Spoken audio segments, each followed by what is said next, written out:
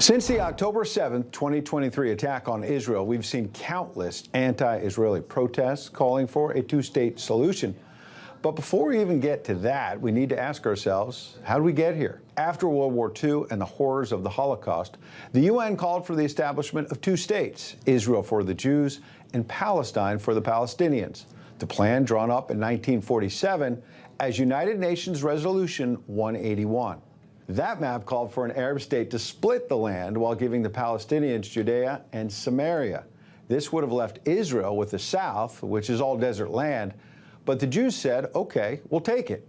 The Arabs strongly rejected the plan, though.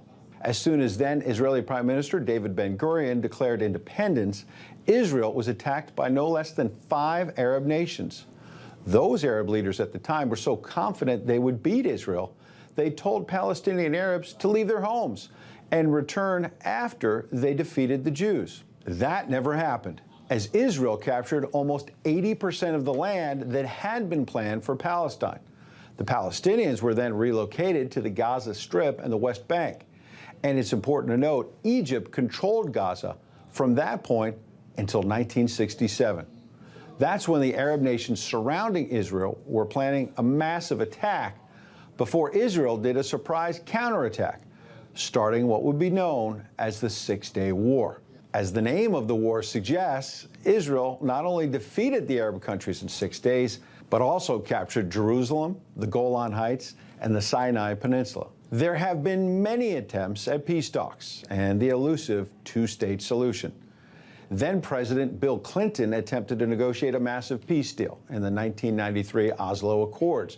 He was close to getting a deal, which would have given the Palestinians a state until PLO leader Yasser Arafat walked away.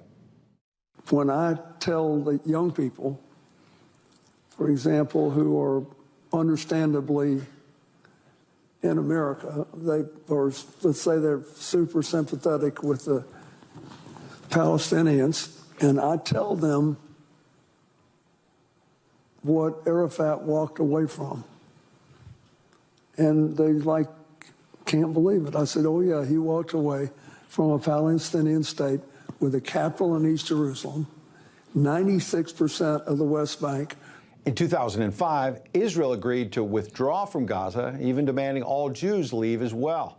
Israel even allowed Gaza to hold elections. In 2006, the results of those elections put Hamas, the terror group, in power. A favorite slogan of the pro-Hamas protesters is "from the river to the sea." But what does that really mean? If you look at the map, the river is the Jordan River, the eastern border of the West Bank. The sea is the Mediterranean. But what lies between those two bodies of water? Well, a large portion of Israel. So those who chant that statement say they want a two-state solution, but as you can see, that would leave Israel essentially wiped off the map. Now, many countries have been demanding recently that Israel allow a Palestinian state to exist right beside them, a state that is dedicated to the destruction of Israel. It's interesting to see how none of those states are willing to give up land for the Palestinians. Not Egypt, not Lebanon, not France.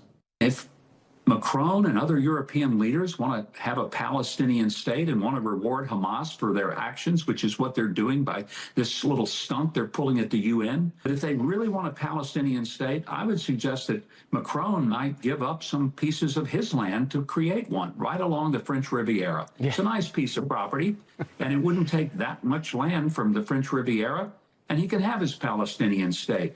So all of this is a reminder that while there's a lot of optimism that we once again are achingly close to Mideast peace, those around the world calling for a so-called two-state solution might first want to open up the history books.